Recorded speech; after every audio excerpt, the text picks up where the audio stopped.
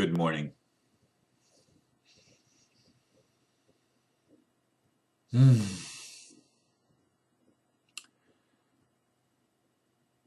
I feel somewhat tired this morning, to be honest with you. And I know you're not supposed to admit to a negative, but what you feel is what you feel. And I admit to it. I woke up this morning at 4:11 a.m. and it's 4:44 as I start this video.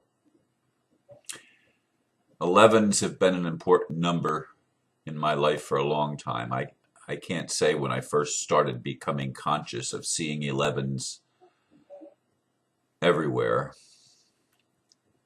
but it's been going on for well over a year, maybe two, maybe longer than that. I really can't pinpoint the time when I became consciously aware of the importance of the 11 in my life and in the lives of so many around the world.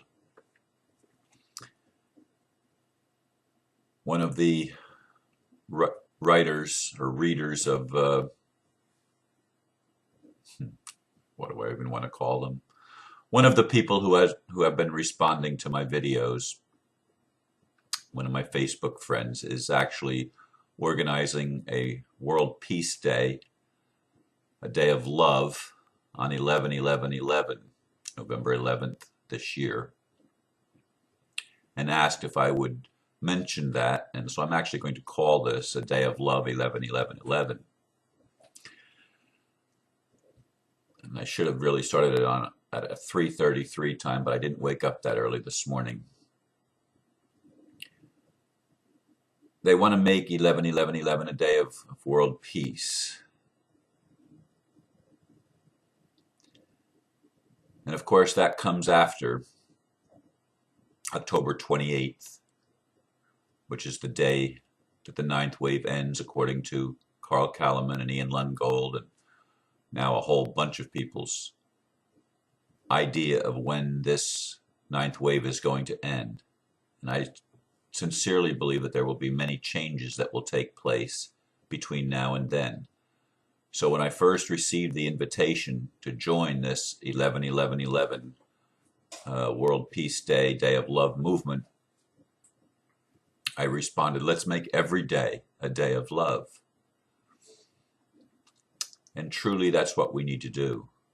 We need to be living in a space of love. And as I said at the end of one of my recent videos, the difference between fear and love is this. Fear is exclusive and always wants to eliminate something. Love is inclusive and embraces everything. And this is a concept that needs to grab hold of each of us as we awaken. We need to become aware that our job is not to push away and to exclude, not even those that we perceive as being the dark forces in our world. The only way dark forces are going to be changed is by loving them. That may seem like airy-fairy, new age spirituality to a lot of people who are still totally in the grasp of the concept that we are separate and that we are engaged in an age-old battle of good versus evil.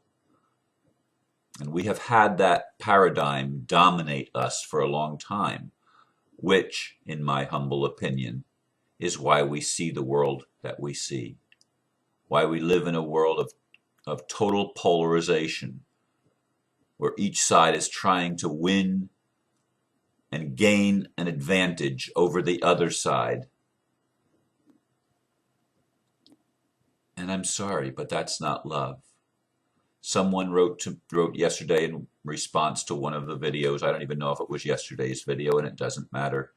I read so many responses, well over 100 every day, and I try to respond personally to as many as possible. I can't always. And as it increases and as my days are filled sometimes with other things that have to be done, I just simply don't have the time. But this particular writer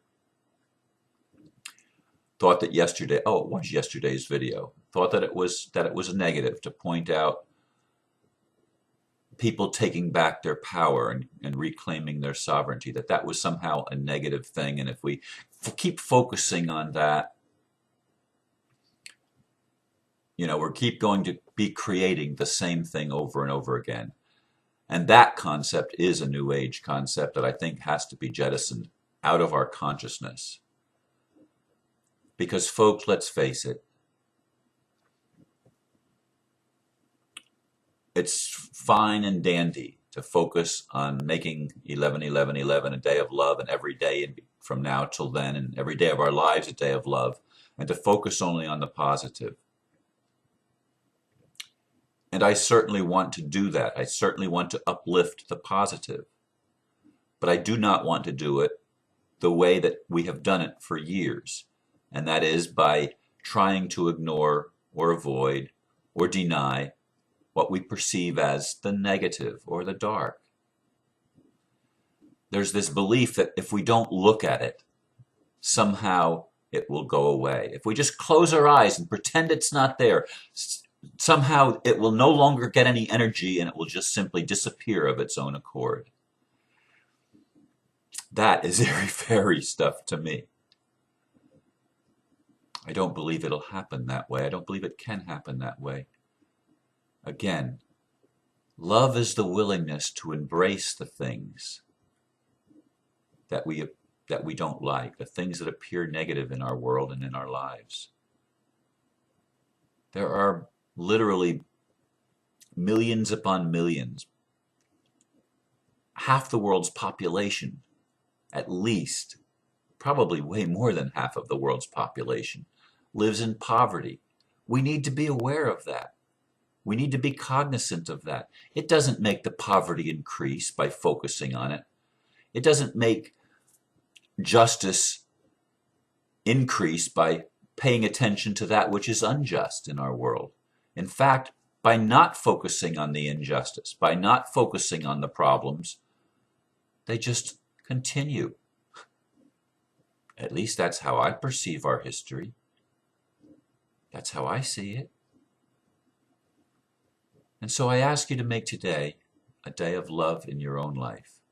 Be willing to look at those things that seem problematic.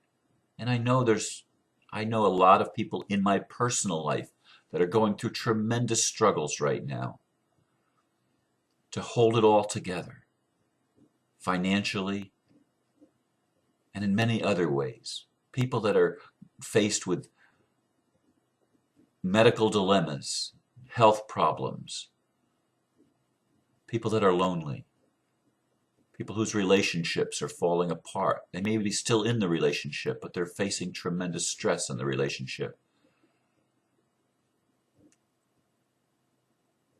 And I'd like to do my part to surround you with love as best I know how, as best I can.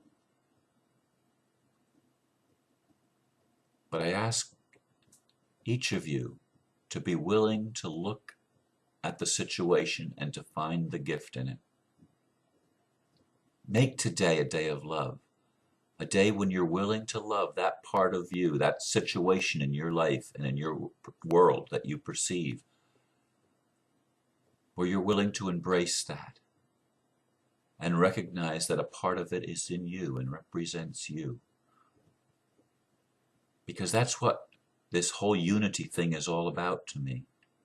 It's about recognizing that we're not separate from anyone or anything.